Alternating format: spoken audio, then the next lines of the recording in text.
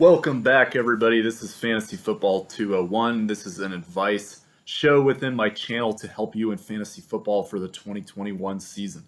So I'm going through every team preview for the 2021 season, and we are now 3 teams to go. We are now on the Tampa Bay Buccaneers, the defending Super Bowl champions. I'm going to preview all their players, let you know what I would do with their roster.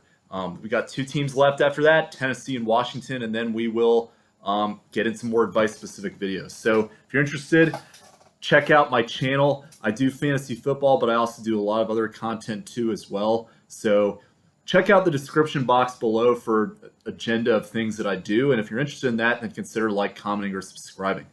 And right now I only have 90 subscribers. So if you have fantasy football questions, comment below, and more than likely I will be able to answer it because I just don't have a lot of volume of people to reply to. So take advantage of that. I'm here to help, and let's get into Tampa Bay. So before I get into previewing their team, I just want to talk about a trivia question for Tampa Bay. If you get this trivia question right and you comment below, then I will shout you out on the channel as well as answer your question. So if you guess the question and then you bring up your own, I'll answer it on the next video that we do. So for Tampa Bay, the trivia question is, so the defending Super Bowl champions from this year, and the MVP of this season was Tom Brady. But for the last time the Tampa Bay Buccaneers won the Super Bowl in 2002, who was the MVP of that season?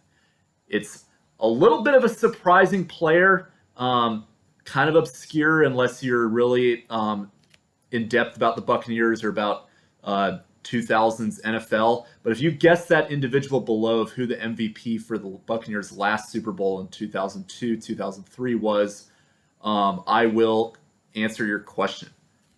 So let's go to Tampa Bay's schedule now. And I go through every team's schedule to let you know when I think they have good matchups and when would be a good time to buy low and sell high on their players. So for Tampa Bay, this is one of the most dramatic bookend schedules in which they have great terrible defenses, great matchups that they're facing at the beginning and the end of the season. The middle, it's a little tougher for them. But I'm going to talk about basically for Tampa Bay, the ideal thing to do with these guys is to sell high after week 2. Because in week 1, they play Dallas. Dallas defense notoriously not very good. And then they play Atlanta's defense, which is another team that runs the sieve. So that's a joke in case you didn't get it. But basically, Dallas and Atlanta to start the season are great matchups for Tampa Bay to really take advantage offensively. I suspect they will do that. But then right after that, at Los Angeles, at New England versus Miami. Those are all projected to be pretty good defenses. And then there's also some good defenses sprinkled in their schedule as well. The Chicago Bears, the Washington football team, Indianapolis Colts will probably have a good defense. Things get lighter for them down the stretch, though. They play Atlanta again in week 13, and then they got some potentially semi-difficult matchup against the Buffalo Bills. And then they play New Orleans Saints, another semi, but then they're closing, or semi-challenging defense. But then when you get to the end of the season, they play Carolina twice, which projects to be a very bad defense. And then they play the New York Jets, which is also a bad defense. So to end the season, if you're in one of those fantasy football leagues that plays up until the last week of the season, but even if you don't, you're looking at Carolina and New York to close out your fantasy football playoffs for this team. That's a great schedule there against some bad defenses. So Tampa Bay, it's a good example of selling high and buying low, because you want to try to sell high after these first 2 weeks when they play Dallas and Atlanta. But then when you get to December, try to buy low on some of these players if you can, because they've got a great closing stretch to the season.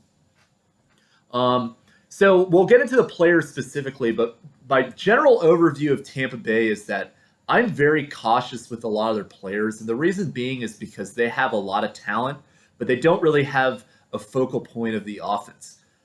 They will run all kinds of schemes and maneuvers, get different guys involved. It's almost kind of turned into the same system almost that it was under Bill Belichick. with the Patriots. Generally, I avoided Patriots players because they're going to different players all the time and there's no consistency. You'll have some great games from time to time, but you're not going to get a consistent player that you can always rely upon to just carry you. And that's part of the thing that I'm trying to emphasize with this team is be careful. And this starts, first of all, with Tom Brady. Tom Brady, he's the greatest quarterback of all time. At this point, I really don't think you can debate that. But he is not the most ideal fantasy football player. And the reason being is that he doesn't run the ball, so he's totally dependent on how he does throwing, which, I mean, usually he throws for a lot of yards. But there's going to be games where he struggles. You look at late in the season, they've got some cold weather games potentially, and things like that could be challenging for him. They're going to try to, I think at times maybe get the running backs involved more if they get out to a big lead. If that defense gets some turnovers, then maybe he might not throw the ball as much. It's happened a lot with him in New England, kind of the same with Tampa Bay at times. So he doesn't give you the floor that you can get with a running quarterback like a Kyler Murray or a Lamar Jackson that could, balance some poor throwing games. But then the other thing is that Tom Brady is almost always overdrafted based on his value that he would provide because he's the most well-known name in football. So those are all reasons why I'm cautious about Tom Brady. All that being said, he's not a bad quarterback to own, but he's not going to give you that elite fantasy football production for quarterbacks. So for me personally, I'm not trying to take Tom Brady. I'd much rather have one of these younger quarterbacks like Trevor Lawrence, Justin Herbert, guys like that who I think provide more mobility and are going to generally be in positions where they're throwing the ball more a lot of the times because they're going to be behind and trying to catch up. So, yeah, just be cautious with Tom Brady because he's going to get overdrafted. That always happens every year. Other backups they have of note, Blaine, Gabbert. I don't know how that guy's still in the league, but sure enough, he's the backup quarterback for Tampa Bay now. Kyle Trask was drafted in the second round. He's an interesting player for dynasty leagues, but he's not going to play this year at all. And then Ryan Griffin has been around, but I don't really think you have to worry about him at all. Running backs. So the starting running back listed for Tampa Bay right now is Leonard Fournette. And this, to me, is one of the biggest trap picks in all of fantasy football is overreaching for Leonard Fournette. So let's take a look at his stats from last season. So Leonard Fournette noticeably broke out in the playoffs, and that is why people are high on him. But overall, throughout the 2020 season, he really was not that productive, and he really didn't get that many opportunities either. He played in 13 games, so majority of the season, but he only had 97 attempts, which is very low. Granted, he did deal with injuries from time to time, but he only averaged 3.8 yards a carry. He had 6 touchdowns, and then he also had 36 receptions, but he didn't get any touchdowns out of that. So generally, my takeaway is that with Leonard Fournette is that he's kind of what he's built like. He's a downhill runner. He's going to give you some goal line carries, but he's also going to be very touchdown dependent. And I have a hard time seeing him replicating 36 receptions from last season because now they have Giovani Bernard, who I'm going to talk about in a second. It's probably going to be the PPR back on this team. So all that being said, Leonard Fournette is being drafted as the first running back on Tampa Bay, almost in the realm of some of these mid-tier backup guys or guys that already have starting positions like Melvin Gordon, who I think would be a way better pick than Leonard Fournette, just simply because Tampa Bay, one, is going to split their touches between Fournette, Ronald Jones, who I'm going to talk about too, and Giovani Bernard. But then the other thing is that Leonard Fournette, aside from the playoffs last year, was really not all that efficient with his carries either. So it's a trap. Do not take Leonard Fournette. I would personally avoid him altogether. The only reason that I would consider drafting him is if he slips and then he gets Dallas and Atlanta the first 2 weeks. Then you want to try to flip him and get somebody that's more consistent for you. Good example of that is Trey Sermon, who I talked about a few videos ago, because he's going to get some opportunities probably as the season goes on for San Francisco. Check out my channel if you're interested in seeing San Francisco as well as other team previews. Now we will talk about Ronald Jones. And of all the running backs, Ronald Jones is my favorite one from Tampa Bay, but he's not somebody I'm super excited about because I think ultimately it is going to be a committee. Ronald Jones was the most effective throughout the season. He kind of struggled at times in the playoffs and then lost opportunities to Leonard Fournette. But throughout the season, he had 978 yards. He had 5.1 yards a carry, 7 touchdowns on 192 attempts. So he was by far the running back that was utilized the most for Tampa Bay. The other thing is that he is the youngest player of this backfield. So all that being said, he's still only 23 years old, and he's got a lot of potential to develop as a running back. I think people, for some reason, are forgetting that fact that this guy is still very young and has generally improved every single season. So I don't really understand the why Fournette is being taken ahead of him. And then the other thing too is that he's kind of about the same as Fournette, not really a great PPR player at this time, but I like him as somebody that can develop into more of an every down back than somebody like Fournette, because Fournette is generally he's a power back. He doesn't really provide too much else.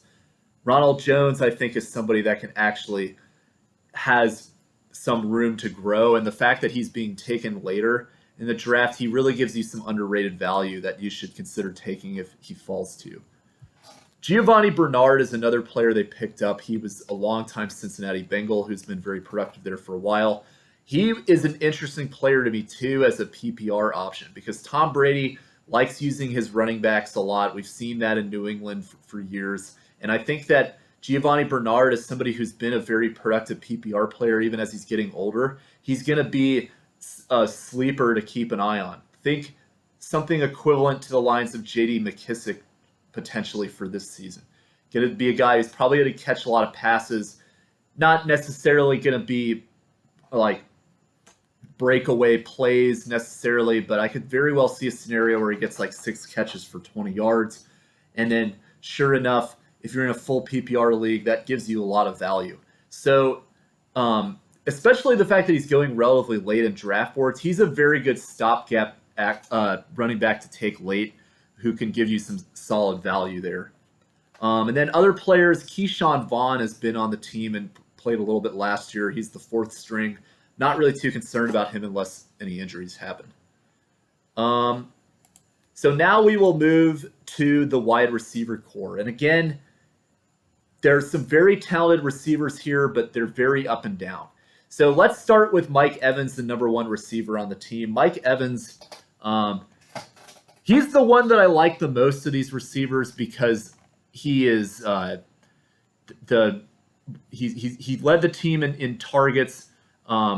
He is the most physically gifted of these receivers, but he also had a lot of up and down games. And I'm going to kind of go through this specifically, but you look at the first game of the season against New Orleans, he had 1 reception for 2 yards and a touchdown. So, I mean, he did get a touchdown, but he's really not giving you anything otherwise because he only had 2 yards in that game. And then the next week against Carolina, he goes off for 7 receptions, 104 yards, and a touchdown. But granted, one of those touchdowns was a 50-yard touchdown.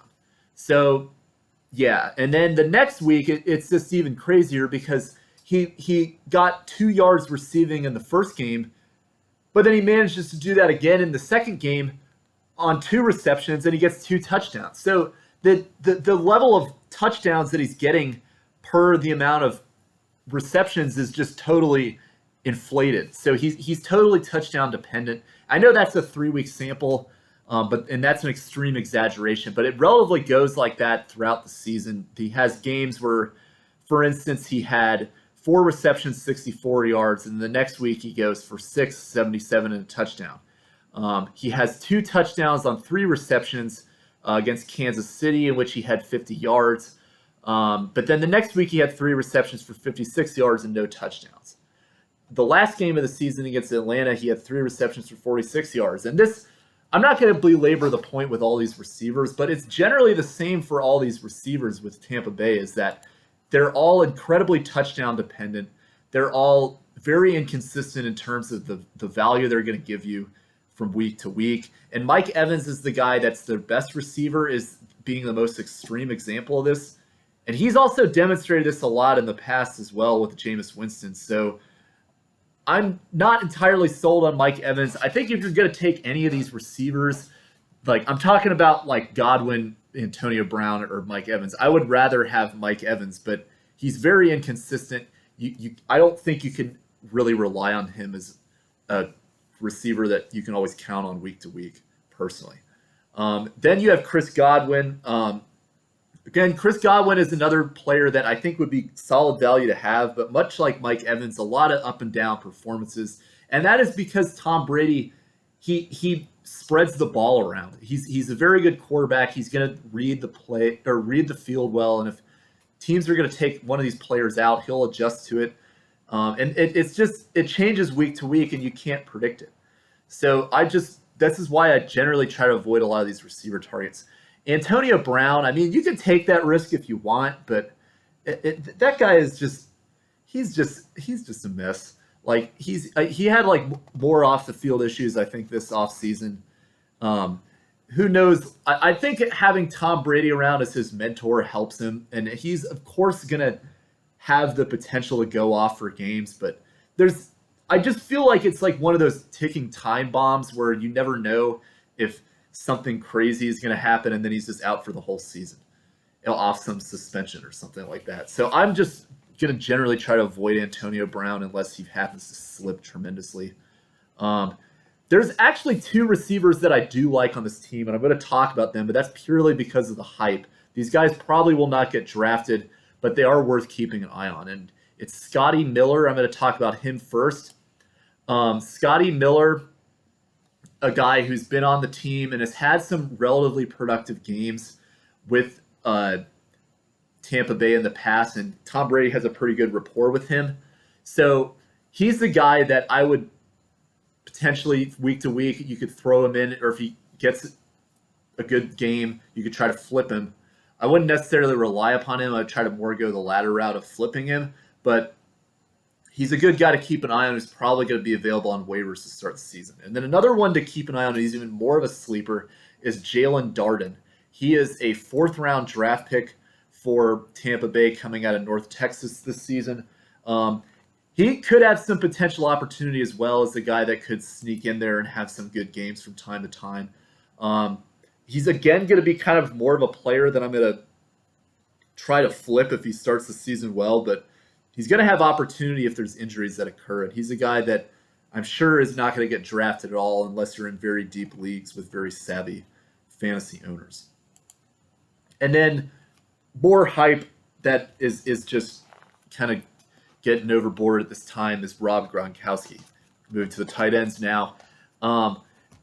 Again, Gronk has had some good games, but he's such a big name that he really is going to get taken higher than he's actually going to perform. And I've seen some drafts so far where he goes at a reasonable pace or place in on the board that you can justify taking him. But I'm personally not going to try to do that to myself, to just reach up and take Gronk over somebody like Hunter Henry, which I've actually seen, because he's getting older. He's totally touchdown dependent, much like all these other players on this team. And Tampa Bay has got some interesting tight end backups as well that you should keep an eye on. The first one I'm going to talk about is O.J. Howard. O.J. Howard is a guy everybody has loved this guy's potential, and everybody has been talking about him being the next great fantasy tight end. It just simply has never happened. I'm honestly kind of surprised he hasn't been traded at this point, but had a season-ending injury last year, and he did have some good games last season. So if he comes back healthy this season, he's a guy I personally would rather have than Gronk, because I think that he's a younger player that could step up a little more. And given the fact that he's a sleeper pick right now, he's got the talent to where he could take advantage of that. I think more likely Gronk would get hurt than O.J. Howard again. And then you also, behind him, have Cameron Brate, who's another consistent tight end who's also getting a little older, but has, if you're really desperate, he's been a consistent tight end for you. And I mean, it's not great, but he does put up some good games. So you're looking at three tight ends that are all starting caliber on some of these teams around the league. So I just don't see how, with all these weapons that they have, that you could even justify taking Gronk. It's just crazy to me. So all that being said, slow down the hype with all of these players, because I think there's a very real chance that they could all be very disappointing relative to the expectations set for them. The defense, though, I think will be very good. But again, it's a defense that's probably going to get reached for. And all of this is just a classic example of when you have these really good teams like this that are just good teams. They're not necessarily dominated by one player like the Packers and Aaron Rodgers and Aaron Jones and Devontae Adams, where it's just really only three players. Then like teams like Tampa Bay, you're going to maybe struggle at times to get some stats out of them in fantasy. But the defense is going to be good. You just have to be careful not to reach for them too high and cost yourself position players. And then their kicker, Ryan Succop, I think he will be a good kicker to have, who's probably going to be available late, but in that last round. But again, he's a guy that probably is going to get more extra point attempts than field goal attempts, so that kind of limits his ceiling compared to some of these other players or other kickers that'll probably get more field goals and thus put up some more points. Think Younghoe Koo and Jason Sanders from last year, which are both on teams that generally had some questions on offense. So yeah, that's all I got for the Buccaneers. The next video we will do Tennessee, then we'll round out with Washington. Comment if you know that Dexter Smith is the Super Bowl MVP, or excuse me, Dexter Jackson. I just butchered my own question. But if you knew it was Dexter Jackson, then I just revealed it for you. So comment that below, and I will answer your question. So thanks for watching. I'll see you guys next time. Bye.